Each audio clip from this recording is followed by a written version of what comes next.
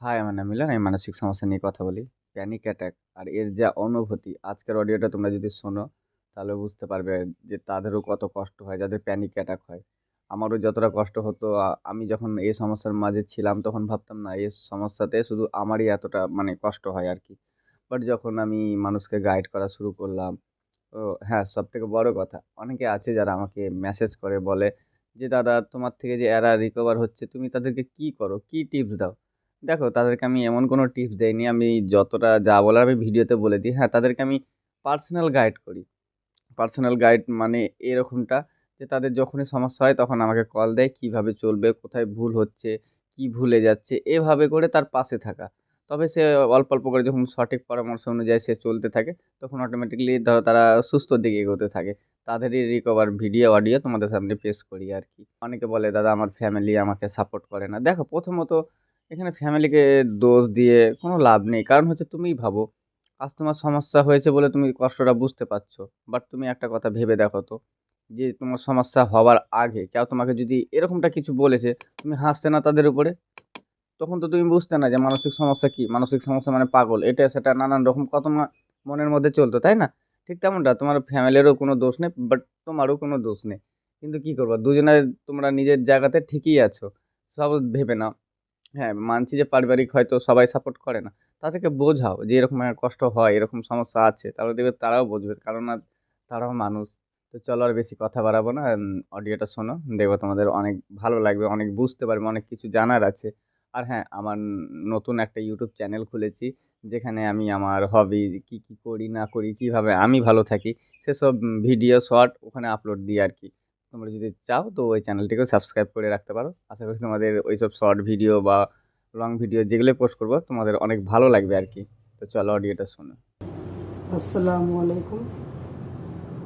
আমার panic attack হয়েছিল, সেখান থেকে আমি মিলনদার কাউন্সিলিংয়ে বর্তমানে অনেকটাই সুস্থ আছি। তো সেইটারই গল্প আজ আমি আপনাদের শোনাবো। আমার সমস্যাটা শুরু হয় আজ থেকে প্রায় 5 বছর আগে। আমার দাদার পায়ে হাঁটুতে বোন টিউমার হয়। তো সেখানে আমাদের পরিবারের সবাই ভেঙে পড়ে, আর আমিও অনেকটা ভয় বিতস্ত হয়ে পড়ি। আর আমারও না মাঝে মাঝে ওই হাঁটুতে ওই জায়গাটাতেই ঠিক সেম জায়গাতেই ব্যথা লাগতো। তখন আমি আরও ভয় পেয়ে যাই কি যে আমারও ওরকম হয়ে গেল না তো, আমারও কিছু বোন টিউমার হয়ে গেল না তো।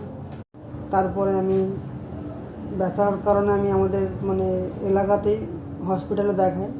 হসপিটালে বলে চোট টোট লেগেছিল নাকি, আমি হালকা ফুলকা চোট লেগেছিলো হয়তো সেটা বলি। ডাক্তার মলম দেয়, কিছু ওষুধ দেয়, সেগুলো খাই, কমে যায় কিছুদিন। আবার কিছুদিন পর এরকম হতেই থাকে। হতে হতে মনের মধ্যে একটা ভয়, খুঁত সবসময় লাগতো কি কিছু হলে আমি টিপে টিপে দেখতাম কি আমার ওখানটা ফুলছে না তো, কিছু হয়ে যাচ্ছে না তো। তারপরে চালু হয় লকডাউন। আমার দাদার অপারেশন হয়ে যায়, বর্তমানে সে এখন অনেকটাই সুস্থ আছে।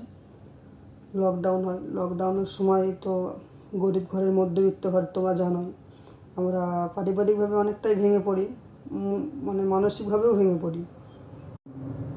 তারপর থেকে মনের মধ্যে বিভিন্ন রকমের নেগেটিভ চিন্তা, খারাপ উল্টোপাল্টা চিন্তা, ভালো লাগতো না কোনো কিছু করতে, সবসময় যেন মন মরা, কারোর সাথে কথা বলতে ভালো লাগতো না, মিশতে পারতাম না কারোর সাথে ঠিক করে। এরকম হতে হতে চলে বেশ কিছুদিন, তারপরে আবার কিছুদিন ভালো যায়, ঠিক লাগে। এরকম হয়ে হয়ে এই মাস 6 আগে আমি উড়িষ্যায় থাকি বর্তমানে। আমার একটা এক্সিবিশন স্টল আছে, ছিল, এখন আর নেই। তো সেখানে আমি সন্ধ্যাবেলায় আমি আমার পাশের দোকানে একজনের সাথে গল্প করছিলাম। তো গল্প করতে করতে হঠাৎ যেন আমার কেমন একটা মাথাটা ঘুরিয়ে ওঠে।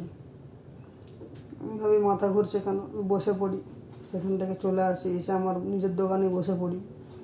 বসার পরে কিছুক্ষণের মধ্যেই দেখি আমার শরীরটা পুরো হাতের তলা থেকে মায়ের মাথা একদম চুল অব্দি যেন কেমন একটা কারেন্ট শটের মতো লাগে, পুরো শরীর কাঁপতে লাগে। তোমাদের যাদের প্যানিক অ্যাটাক হয়েছে তারা জানবে, অনুভবটা করতে পারবে। পুরো শরীরের মধ্যে যেমন একটা অস্থির ভাব লাগে, হাত পা কাঁপিয়ে, ঘাম হয় প্রচণ্ড, বুক ধরপড় হয়, নিঃশ্বাস নিতে পারছি না, চোখে যেন কিছু দেখতে পাচ্ছি না, কানের মধ্যে একটা টি টি শব্দ হয়েই যাচ্ছে। মানে আমি মনে হচ্ছে যেন না হয় আমার ব্রেন স্ট্রোক হবে, না হয় হার্ট অ্যাটাক হবে, কিছু একটা হবে। ওটা হতে হতে ভয় লাগে, খুব খুব ভয় পেয়ে যায়। খুব ঠান্ডা জল পানি খেতে থাকি, খেতে খেতে আমি ভাবি কি ডাক্তারখানায় যাবো, মানে কাউকে বলার মতন আমার মুখ থেকে আওয়াজ বেরোচ্ছে না। সেরকম কষ্টের মধ্যে থেকেই আমি সেই সন্ধ্যেবেলা রাত্রের মধ্যে পাশের দোকানদারকে জানিয়ে আমি সেখান থেকে উড়িষ্যাতেই একটা ডাক্তারের চেম্বারে সেখানে যাই। যাওয়ার মানে আমার এটা আধ ঘন্টা প্রায় রাস্তার মধ্যে, যতক্ষণ যাই আধ ঘন্টা থেকে মিনিট 20 এরকম হতে থাকে। মানে অস্থির ভাব, মনে হয় এক্ষুনি মরে যাবো। যেন আমি সামনে আমার মানে মরণকে দেখতে পাচ্ছি, যে না আজরাইল এসছে আমাকে নিতে, এরকম কেমন একটা আজব ফিলিং হচ্ছিল। তো ডাক্তার দেখায়, ডাক্তার প্রেশার চেক করে। প্রেশার সেই সময় সামান্য একটু বেশি থাকে। ডাক্তার বলে কি আর আমার জ্বর চলে এসেছিলো, জ্বর আছে, শরীর দুর্বল, একটু প্রেশার বেশি আছে, ওষুধ দেয়, ওষুধ দিয়ে ছেড়ে দেয়। আমি চলে আসি আবার দোকানে, রাত্রে কষ্ট করে ঘুমাই।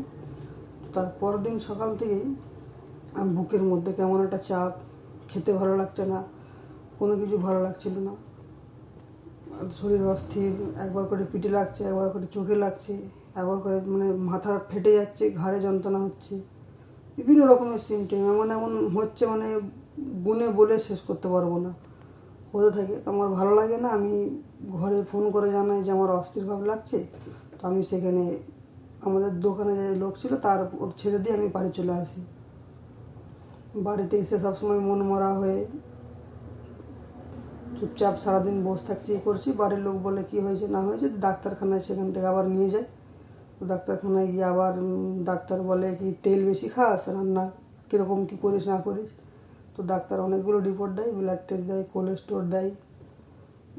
কোলেস্টোর টেস্ট দেয়, সুগারের টেস্ট দেয়, অনেক রকম টেস্ট, ইসিজি হয়। তো সব রিপোর্টই মোটামুটি আমার নর্মাল আসে। তবু যেন মানে ডাক্তার বলে তোর তো শরীর পুরো সুস্থ, কিছুই হয়নি, এত ভয় পাওয়ার কী আছে। তো আমার তবু যেন মন থেকে ডাউট ক্লিয়ার হচ্ছে না কি যে না আমার কিছু হয়েছে। তারপরে এরকম মাঝে মাঝেই প্যানিক অ্যাটাক হতো, খুব ভয় পেয়ে যেতাম যখনই প্যানিক অ্যাটাক হতো। কেমন একটা মানে সব কিছুতে ভয়, বাইক চালাতে ভয়, কোথাও যেতে ভয়, ঘর থেকে বেরোতে ভয়, মানে সব কিছু শেষে যেন মনে হয় যেন মরে যাবে এরকম একটা ভাব। তো এরকম ঘরের মধ্যে সবসময় মন মারা হয়ে থাকতে থাকতে, সবসময় বসে থাকতে মানে বাড়ির লোকও বিরক্ত হয়ে যাচ্ছিলো, বলছে শরীরে কিছু নেই তবু এরকম করছিস কেন। হ্যাঁ, আমার দাদার যেহেতু ওরকম একটা হয়েছে, বাড়ির লোকও ভেঙে পড়ছে। সেই কারণে আমি আবার রাগে আমি আবার চলে আসি উড়িষ্যাতে কাজে। তো এখানে আসার পরে আবার আমার ওরকম হতে থাকে। তো আমি আরও ভয় পেয়ে যাই। আমি ভাবি আমি তখন হাল ছেড়ে দিই, না আমি যা হবে হবে, আমি আর কাউকে কিছু বলবো না, যদি মৃত্যু থাকে আমি মরবো, আমার এটাই মানে শেষ, আর কাউকে কিচ্ছু বলবো না। দিয়ে ধিৎকার ধরে যায়। দিয়ে একদিন আমি রাত্রে ফোন ঘাঁটতে হঠাৎ মিলনদার ভিডিও দেখি। তো আর একটা কথা, উড়িষ্যাতেও আমার যখন যাই ওখানেও আবার আমি ডাক্তার দেখাই, ওখানেও ডাক্তার আবার চেক দেয়, মানে টেস্ট দেয়। তো ওখানেও টেস্ট মোটামুটি সবই নর্মাল আসে। ডাক্তার বলেছিল এরপরে যদি মাথার কিছু হয় তুমি একটা সিটি স্ক্যান করবে। তো সিটি স্ক্যান মানে ওই মেশিনের আমি ভিডিও দেখে ফেলি ইউটিউবে, দেখাতেই আমার খুব ভয় লাগে যে এরকম হবে, মেশিনে কীরকম ঢোকাবে করবে। দিয়ে আমি এই সিটি স্ক্যানের দিকে আর এগোইনি। আমি ওই ভিডিও দেখতে দেখতে মিলনদার ভিডিও পাই, সেখান থেকে আমি মিলনদার সঙ্গে যোগাযোগ করি, কথা বলি। তো মিলনদার সঙ্গে যখন আমি কথা বলি পরে একটু যেন মানে সুস্থ ফিল করি। যখনই কোনো অসুবিধা হতো আমি মিলনদাকে কল দিতাম কি দাদা আমার এরকম প্রবলেম হচ্ছে, দাদা আমাকে খুব সুন্দরভাবে মানে বুঝিয়ে দিত। তো মিলনদাকে এর কারণে আমি মানে ধন্যবাদ দিয়ে মানে ছোটো করতে চাই না। মিলনদা একজন খুব ভালো মনের মানুষ, আমার খুবই ভালো লেগেছে দাদাকে। তো তোমাদের যাদের এরকম প্রবলেম হচ্ছে আমি বলবো, এই প্রবলেম থেকে বেরোতে গেলে যেটা মেন করতে, সেটা তোমার মনকে কন্ট্রোল করতে হবে। মনকে তুমি যদি কন্ট্রোল করতে শিখে যাও তো তা কোনো রোগই নয়। আমি বর্তমানে অনেকটাই সুস্থ আছি, এবং আমি যেভাবে সুস্থ হয়েছি মিলনদার কাউন্সিলিংয়ে, তোমরা যেভাবে মিলনদার কাউন্সিলিং নিচ্ছ, মনের মধ্যে একটা জোর আনো, সাহস আনো কি আমাকে ঠিক হতে হবে, যা হচ্ছে হোক না, যেখানে তোমাদের যেতে ভয় লাগবে সেখানে যাও, আস্তে আস্তে যাও। আমি বর্তমানে বাস, ট্রেন, প্লেন সবই চেপেছি। ইভেন আমার কিছুদিন আগে আমি বাড়িতে গিয়েছিলাম, আসার পথে আমার বাসের মধ্যে আবার মানে প্যানিক অ্যাটাকের মধ্যে সিচুয়েশান হয়। আমি বারবার মনকে বলতে থাকি, এর আগেও তো আমি অনেক কিছু করেছি, বাসে চেপেছি, ট্রেনে চেপেছি, প্লেনে চেপেছি, আমার কিছু হয়নি। মানে মিলনদা যেভাবে বলেছিলাম সেগুলো মানে বলতে থাকি। তো অটোমেটিক কিছুক্ষণ পরের মধ্যে সেটা কমে যায়। তো তোমরা একটা জিনিস ফলো করে দেখবে, তোমাদের যতই কষ্ট হোক যাই হোক, তোমরা যে কাজটা করতে চেয়েছো মানে এই প্যানিক অ্যাটাক অবস্থায়, মানে অ্যাংজাইটি থাকা অবস্থায়, সেটা কিন্তু করতে পারো যতই কষ্ট হোক। তো সেই মানে পয়েন্টটাকে মাথায় রাখো যে এটা থাকা সত্ত্বেও যদি আমি সব কিছু করতে পারি, বর্তমানে আমি সুস্থ হতে পারি এরপরে আগামীতে। তো সেটা চেষ্টা চালিয়ে যেতে হবে, মনের মধ্যে একটা জেদ আনতে হবে, সাহস তো অবশ্যই লাগবে। আর যে রুটিন একটা মিলন তো দেয়, সেই রুটিনটা ফলো করলে আমি মনে করি সুস্থ সবাই হতে পারবে। এটা কোনো রোগ নয়, ভয় পাওয়ার কিচ্ছু নেই। ভয়ই রোগ এটা, কিন্তু ভয় পাওয়ার কিচ্ছু নয়। চেষ্টা করতে হবে কি সুস্থ হতে পারে। ঠিক আছে, সবাই ভালো থাকবে।